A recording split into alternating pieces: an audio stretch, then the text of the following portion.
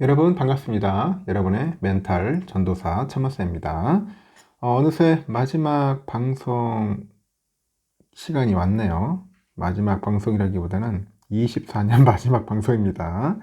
마지막 첫 방송, 새벽 방송 마지막이네요. 오늘이 12월 31일이니까 진짜 하루가 이렇게 빨리빨리 지나가고 또 아침이 빨리빨리 옵니다. 새벽도 오고 참 힘든 한 해를 보냈던 것 같습니다. 올해 진짜 징글징글하다. 징글징글해. 22년도도 힘들었는데 24년도 힘드네요. 꼭 짝수야마다 힘든 것 같아요. 이런 이야기가 있더라고요. 그 시청자들을 전부 오열했다는 25, 21, 뭐 최고의 명대사가 있다고 하는데 저도 한번 좀 봤어요. 뭐 이런 이야기가 있더라고요. 누구에게나 처음은 있잖아요. 그 처음이 오늘이니까 오늘까지만 서툴겠습니다. 나는 맨날 잃은 것에 대해서만 생각해. 근데 너는 얻을 것에 대해 생각하더라. 나도 이제 그렇게 해보고 싶어. 도움 청할 때가 있다는 건 내 나이만 가진 특혜니까 누려. 놓치면 아깝잖아. 그냥 네가 노력하면은 나도 노력하고 싶어져. 네가 해내면 나도 해내고 싶어져. 너는 너 말고도 다른 사람을 잘하게 해. 내 응원은 그런 너에게 보내는 찬사야. 우리의 우정은 늘 과하고 사랑은 속수무책이고 좌절은 뜨겁습니다. 불안과 한숨, 농담과 미소가 뒤섞여서 제멋대로 모양을 냅니다. 힘들 때일수록 왁자지껄 정신을 쏙 빼놔야 된다. 웃는 날이 있어야 있는 날도 빨라지거든. 잊어야 또 살아내지. 키가 쑥쑥 자라는 성장기에 다리가 저리고 아프듯이 오늘 하루 괴롭고 힘들었다면 당신은 그만큼 성장한 겁니다. 잘 해내지 못했다고 너무 괴로워하지 마세요. 지금은 당신의 마음이 쑥쑥 자라고 있는 중이니까요. 이런 명대사가 있다고 합니다.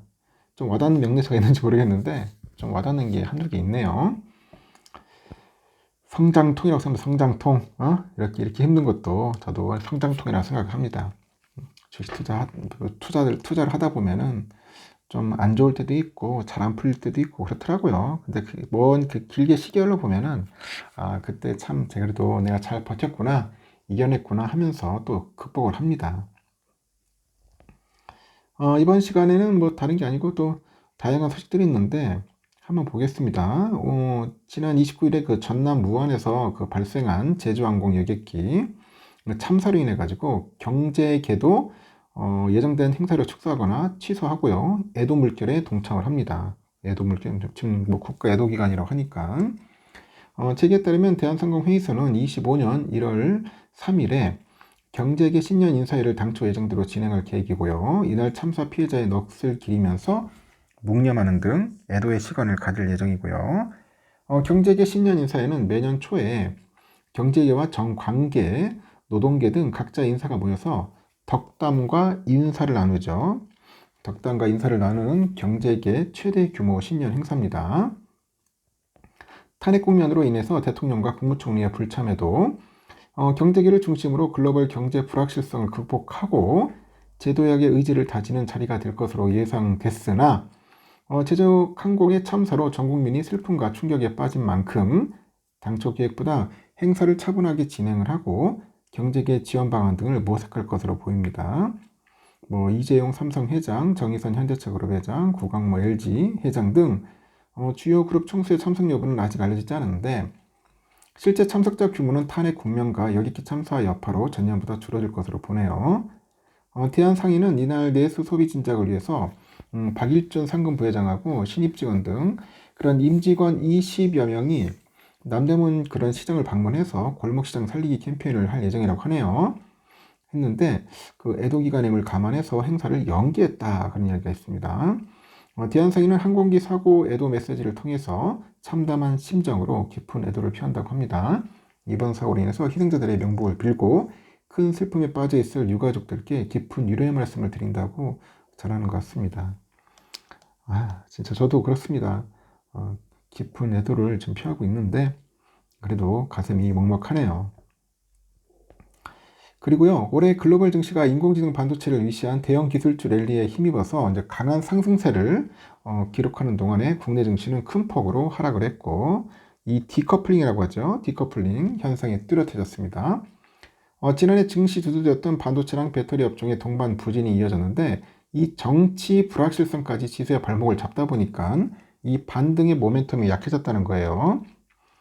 엔피닥 됐다니까 증시 폐장일이죠. 이날 종가 기준 코스피하고 코스닥이 지난해 마지막 거래일인 12월 28일 대비 각각 9.6%, 21.7% 하락을 했어요. 그러니까 코스닥이 좀 많이 빠졌죠. 21.7%니까 올해 보니까 S&P 500이 25.89% 상승했어요. 나스닥은 33.5%, 그리고 이간 일본 니케이도 20.3%, 그리고 중국 상해지수 홍콩 항생도 15.02, 19.56% 정도 이렇게 올랐습니다. 코스피 시가총액은 1963조 3290억이에요. 지난해 말일에 2126조 3730원보다 163조가량 쪼그라들었습니다.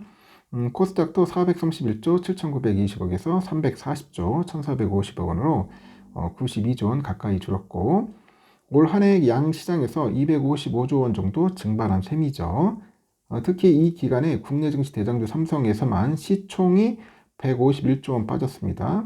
전체 지수에 부담을 줬고 연고점 87,800원까지 오르면서 10만전자에 대한 기대감을 키웠던 삼성의 주가는 지난해 말에 78,500원 대비 32% 내려서 53,200원에 올해 거래를 마감을 했고요. 그 전기차 캐즘 여파 때문에 2차전지 관련주 역시 주가가 하락 곡선을 그렸고, LG엔솔은 올 들어서 18.6% 내렸고, 코스닥 2차전지 대장주죠. 에코프로 BM, 에코프로 역시 주가가 각각 61.8%, 56.5% 내렸습니다.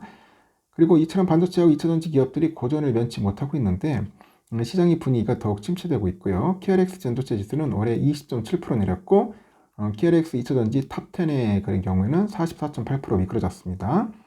이 도널드 트럼프 미국 대통령의 당선과 그 달러 강세, 금리 인하 속도 조절 등 그 국내 증시에 비우호적인 환경이 조성되면서 국내 그 외국인 투자자가 하반기 들어서 코스피에서만 21조 1460억 정도 순매도한 점도 지수 하락을 이끌었습니다. 여기에 이달 초에 12.3 비상계엄 사태 이후로 정치 불확실성 확대에 따라서 투자 심리가 급격히 악화됐죠.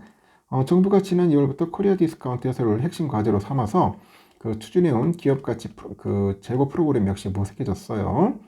기업의 배당 확대와 자사주 매입 및 소각 등을 통해서 주주 환원과 자본 효율성을 강화하겠다는 목표로 한국거래소가 지난 9월에 코리아 밸류업 지수를 발표했는데, 기업 참여를 유인하기 위해서 세제 혜택 등 인센티브가 빠지면서 정책 추진 동력을 잃은 것 같습니다.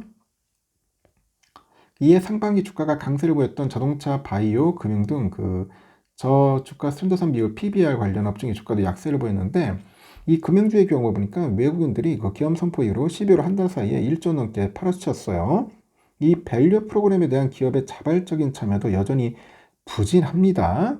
부진하고, 한국거래소에 보면 그 기업 공시 채널이 있어요. 일단은 30일 기준 밸류업 공시를 진행한 기업은 97개인데 전체 상장사의 3.7%에 불과합니다.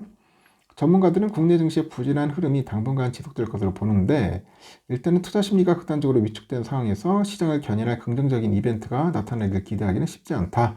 그리고 각종 경제 지표가 하향 조정되고 있는데 25년 경제 정책 방향도 수년돼 가지고 뚜렷한 정책 모멘텀이 부재하다는 점, 국내 증시 매력도를 낮춘다는 그런 요인으로 지적을 합니다.